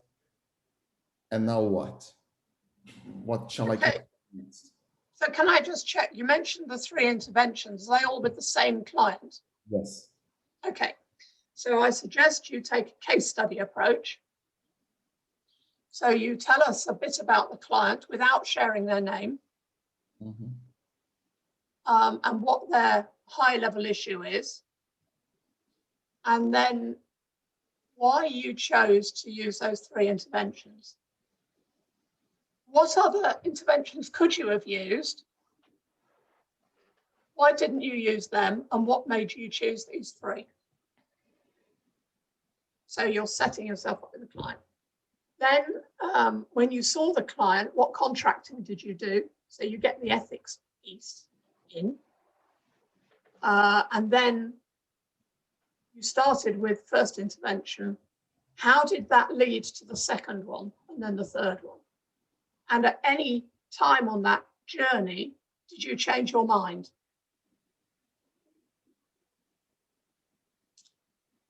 How were you feeling about it? So what was the effect on you? So it's a bit like self-supervision. What was the effect on you working with this client? What was running through your mind? Were there any codependencies or anything like that?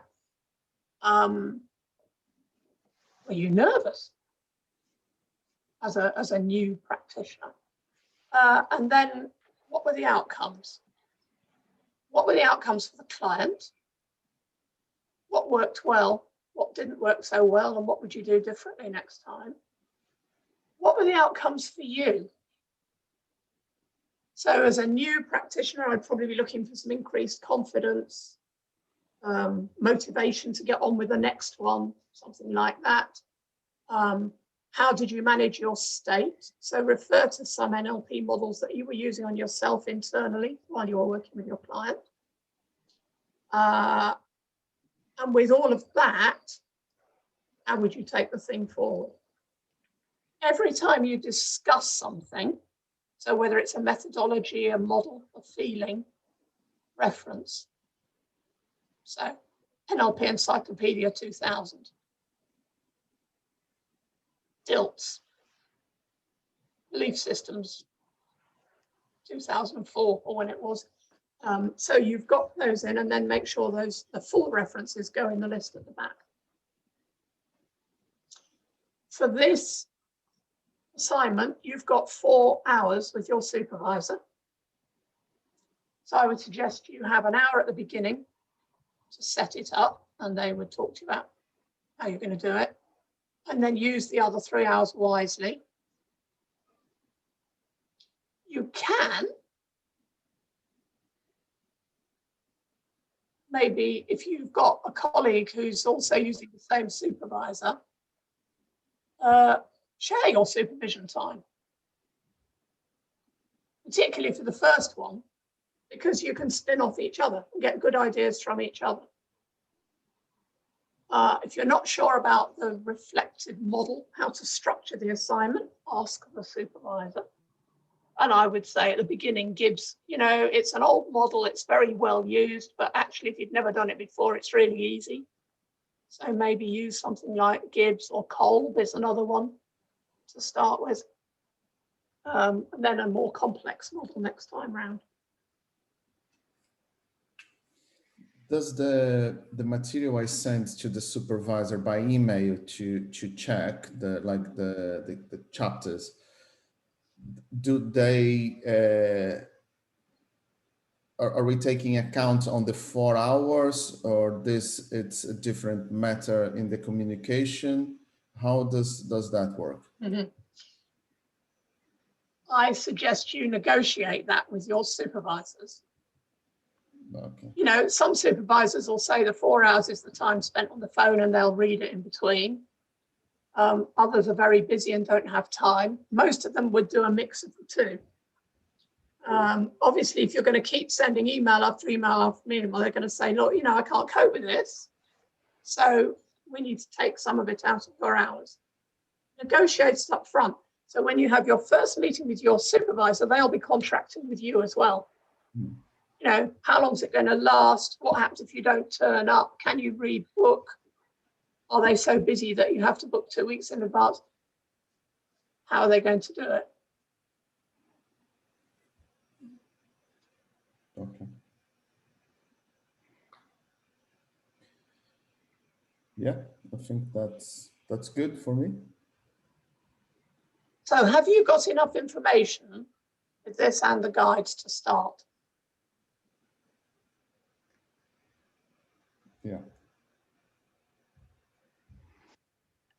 Well, I Sally, you recommend mentioned that there was, Back on.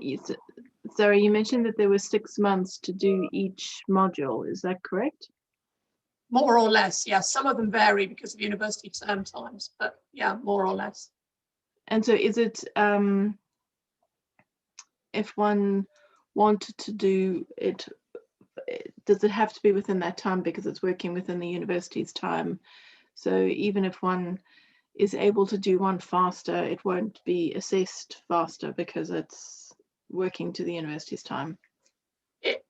Or you can do it faster and upload it. It won't go to the final exam board before, but if you want to upload it and get it out of the way, that's entirely up to you. And remember, you will have had feedback from your supervisor, so you'll have a good idea of what you need to do. And so in terms of a time frame of moving through the cert and the diploma and then onto the main MA, what is the time frame in totality one's looking at? Have you been sent the dates? Not that I've received it, I think, no. Oh, okay. Could you send out the dates for cohort 1, Douglas, Yeah, I to did everyone? to most of them about the deadlines for the assignments, which is 26th of December and the 3rd week of February. But I haven't sent them because they just signed up for the post-graduation certificate. I haven't sent them yet the whole journey up to the master's degree. Okay. So I can do that now. Yeah, please. It's Thanks, about Douglas. it's about 23 months, the whole thing, Cool. Thank you. allowing for the holidays and things. But yeah, you can upload them when you've done them and you'll have feedback from your first supervisor. So there shouldn't be any surprises. You just have to wait for the official feedback. Cool. Douglas, you'll send the dates to everyone, yes, including the supervisors. Yes. Yeah, great. Sally, can I ask you another couple of questions? One, in the research methods paper, you said 6,000, and just a second. You said 6,000 and 1,500. I think you said a presentation. Is it a verbal presentation or is a part inside the paper that we're going to write in a different way? It's a verbal presentation, but you would be expected to either have PowerPoint or a handout or something, a takeaway, and that would be your 1,500 words. Okay, do we have a time average that should take? For what? For the 1,500 presentation that we're going to do? Oh, about half an hour.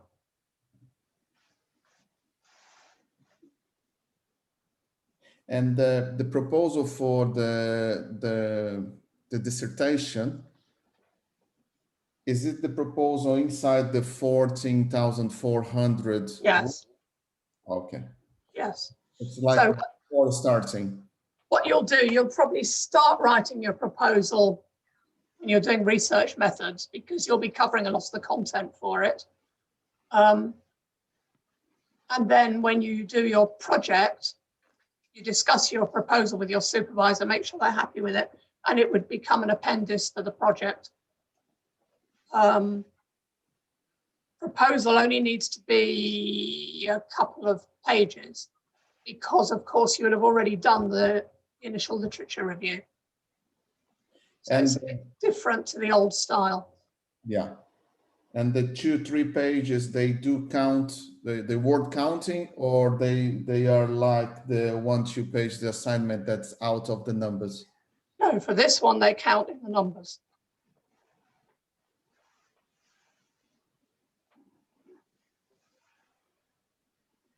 Yeah, that's it. Thank you. So as a student, Douglas, what else do you need to know? And when you say working in groups of at most 4, do we come up with these groups, or the NeuroMinds team, they're going to come up with them? I suggest the NeuroMinds team do, because you know where people live and time zones and so on. And you also know who's doing which modules. So, you know, I suggest the NLPers are in one group and coaches are in another group and so on. Yeah.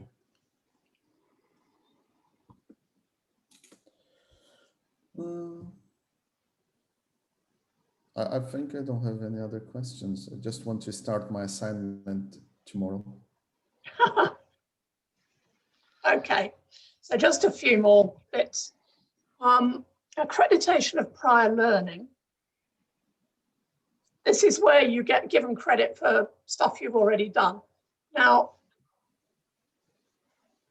all of you are being given credit for training courses you've done previously. So we're not asking you to redo NLP prac or coaching skills or anything because you've done it. There's another route though, which is if you have previous certificated learning at level 7. So that means a previous postgraduate qualification that's relevant, or something like ILM level 7 that can be counted towards credit. So for example, if we have got somebody who's already got a postgraduate diploma in coaching, so she will just join us and do the MA element. She won't be doing the rest, because she's already done it and it's from a British university and it's accepted. So if there is anything you have done previously that you think you should get credit for, just ask. ICF ACTP means that you don't do professional coaching skills or high professional coaching skills, even if you've done it with another provider. If you've done coaching and psychotherapy with other providers, we look at the content.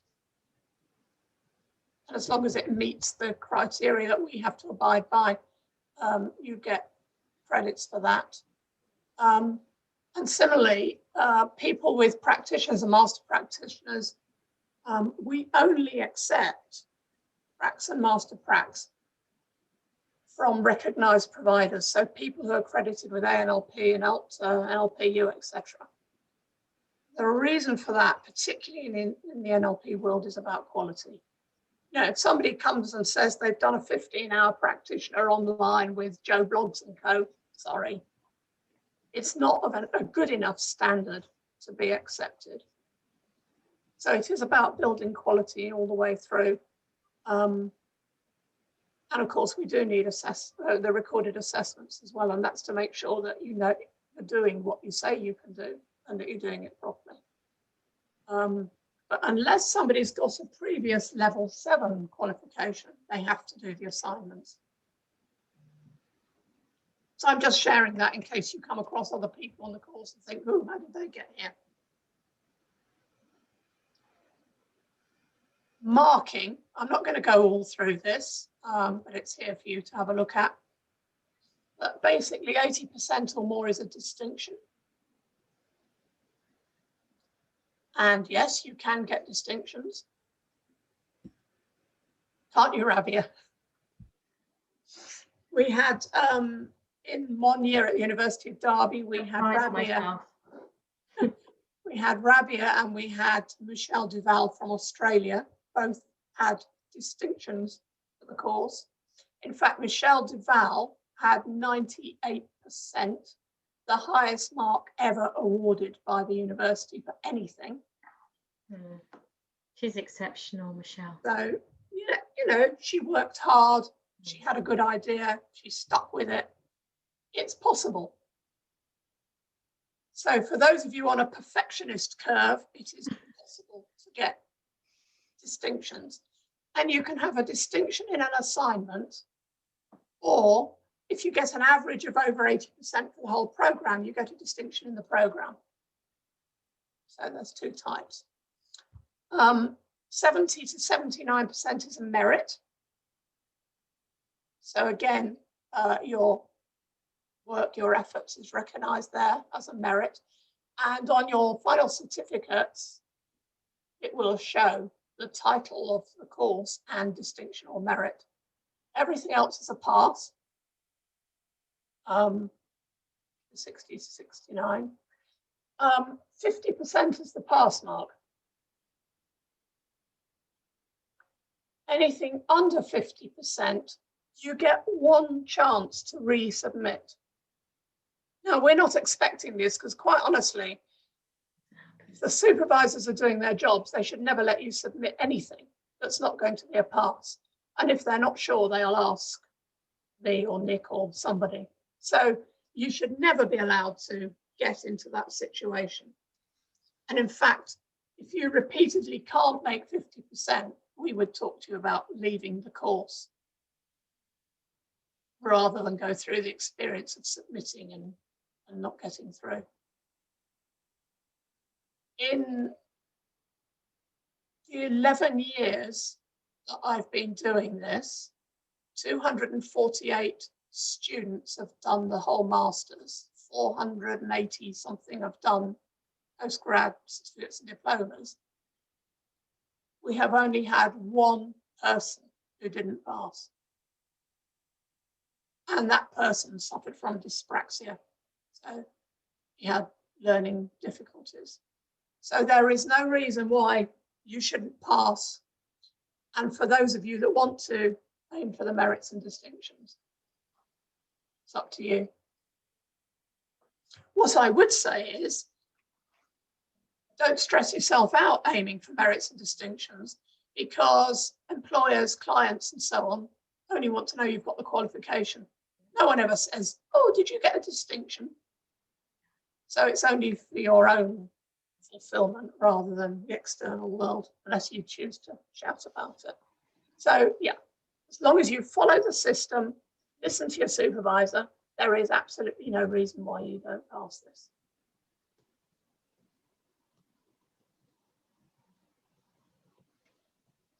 So what next? And I know you're all at different stages here. You get your invoice, you send off your application form, that's completed, everything gets paid, you get your initial module guides, you start work. You attend any courses you need to, but I don't think any of you have got courses to attend at the moment. You are allocated your module supervisors. So for the students, your supervisors are on here, so at least you've seen them. You get access to Moodle and all the materials. You work with your supervisor on your first assignment, have your 4 hours supervision to get through that. You upload it onto Moodle. Your supervisor first marks it. Now, before you upload the finished assignment onto Moodle, I would send it by email to your supervisor so that they see it before it goes onto the system. So if there's anything that needs changing, they can tell you before you upload it.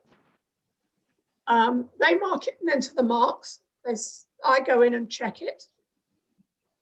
I upload my marks. You then start the next assignment whilst the second marker from the uni is marking your first one. It's only a period of 10 days, but why hold yourself up? Because by that time you'll be in a rhythm of doing the work. The external examiner or verifier will sample 10% of the assignments. Your marks appear on Moodle, that's how you get them back. You repeat the process. Final marks come 25 days, unless there's a weekend in the middle, after the modules. It's, let's say, longer. For the final project, it's about 7 weeks, because obviously that takes much longer to mark. Okay.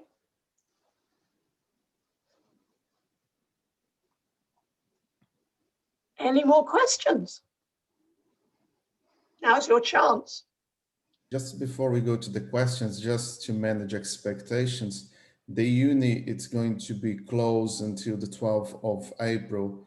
So we don't need to expect to get many replies from them in this period of time. They let us know that I think all of them, they're going to be off for this period. So if you have done your enrollment and send that other file. If they don't reply, it's not because something's wrong, it's just because they are off for Easter holidays. I just want to Okay, thanks, Douglas. Yeah, I mean, we are in strange times at the moment. Most of them are working from home. So yeah, give them a bit of leeway if it doesn't quite go according to plan at the moment. Although I did hear Wales has opened up again, because Wales has had a worse lockdown than England. But I think they're opening now, business, which is good. Just a quick question, it's Susanna. So if once we've done the enrollment and the application process, when do we do the learning contract? It should come back to you from the university, because it's electronic. So it should be in the next stage. So we don't do that yet. We wait until the university approves. Okay. And then the first assignment, is there a deadline? Yes, there is. Douglas is going to send those out to you all. Okay. Yeah, it's 26th of December. Okay, I thought it was. Okay, cool. Thanks.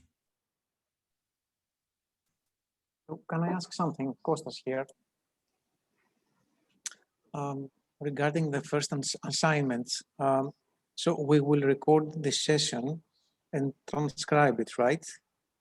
So yes. we will write what was said during the session, or we will need to submit the electronic file of the session as well. Maybe I didn't get that. No. The coaching session. Yes. You will submit the recorded session on an MP3 recording and a transcript in English of the session. So the session must be in English language then, right? The session doesn't have to be in English. The actual recording can be in any language you like, but the transcript must be in English. Okay. Because I appreciate, you know, if you're in Greece, your best clients may not speak English. That's absolutely fine. And that would be, you know, very challenging to change languages. So, you know, I don't think it will work in terms of, you know, the value of his internet is playing out the whole time, so I think he dropped again. He's gonna come back soon. Okay. Sally, I'm not going to second guess. Well, I am second guessing what Constance may be thinking of, which is things can get lost in translation, I suppose. But I suppose you kind of just want to get the gist of whether the coaching is, you know, clean and doing working towards the outcome and so on. Okay. Yes. So what you could do is the coaching is in another language and the transcript is in English. The supervisor could read the transcript and clarify anything that looks odd. But yeah, we just want to know that they can. Yeah. Coach can coach and the client gets an outcome. Yeah.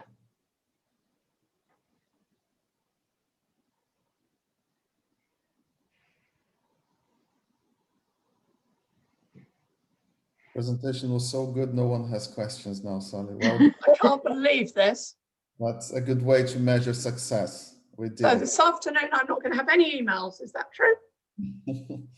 Maybe not from them, but don't expect much from me.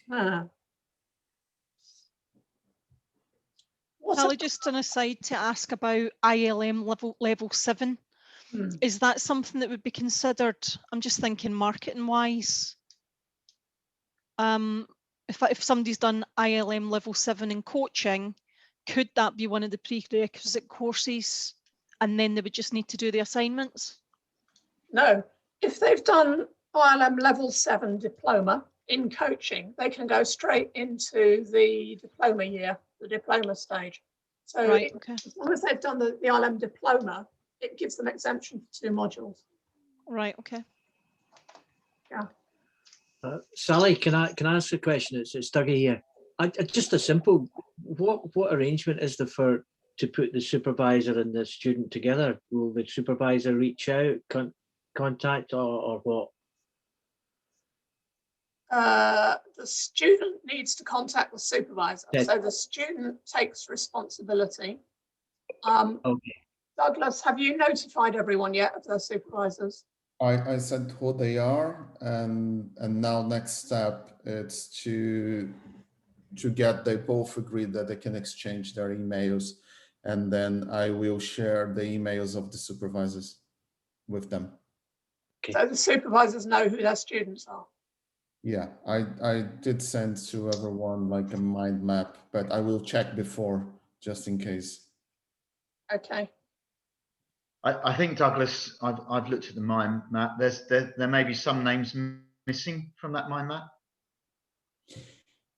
Yes, the program is being so successful that 2 or 3 people decide to join in the last 24 hours. And I have another one that joined this morning. Shora texted me that why I'm doing this with her, that now she has to join because this was very interesting.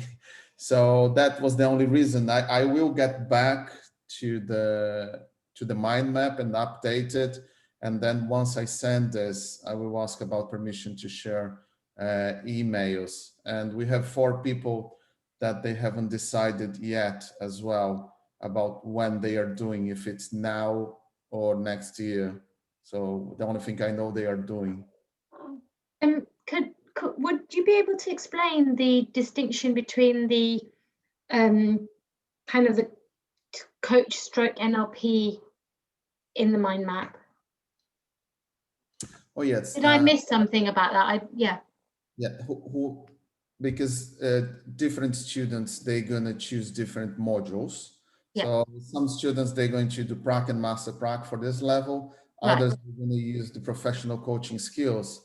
So what Sally and I, we did, we picked up who would be more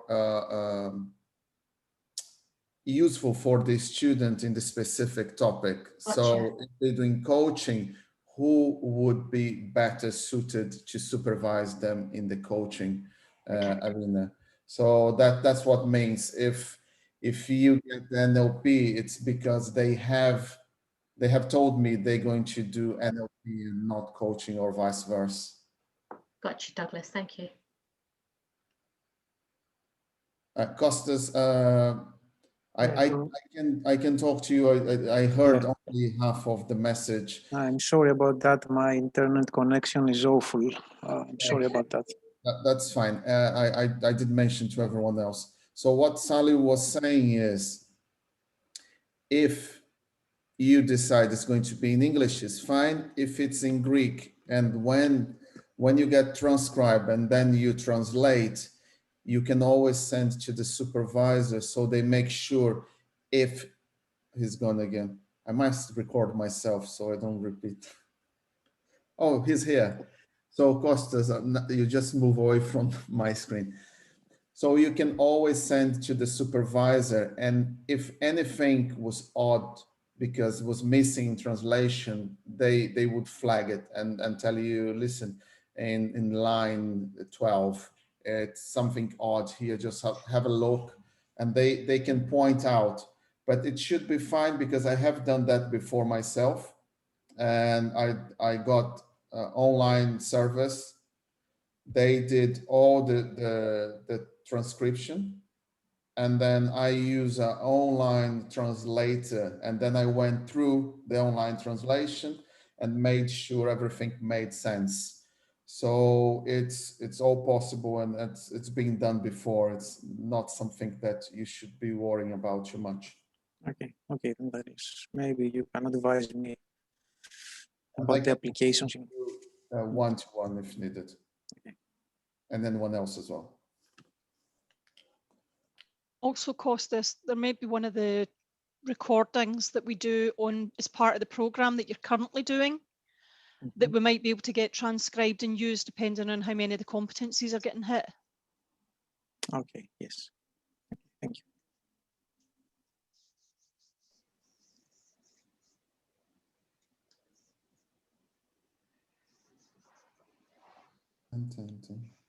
Any more? Last chance?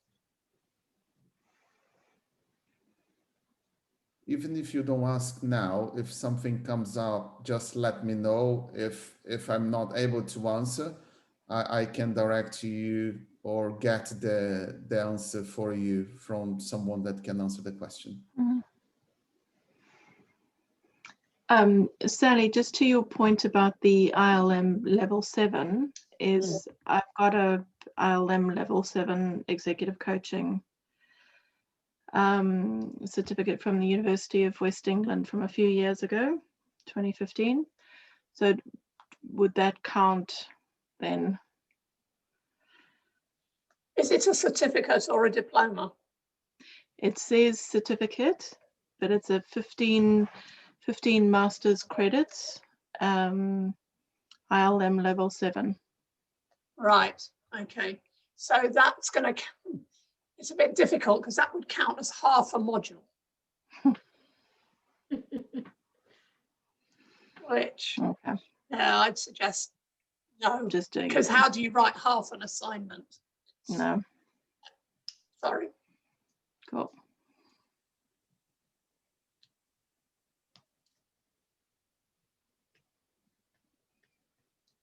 Okay, are we done?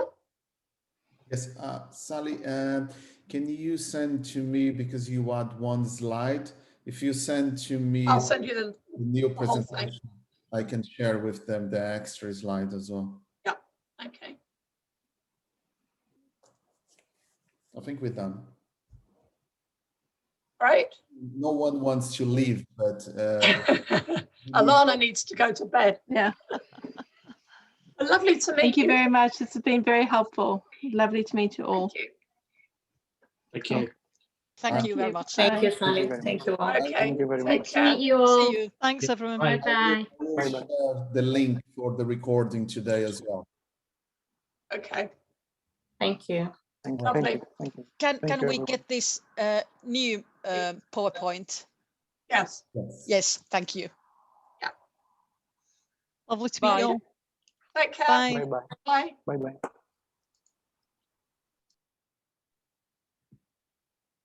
Oh, let me stop recording.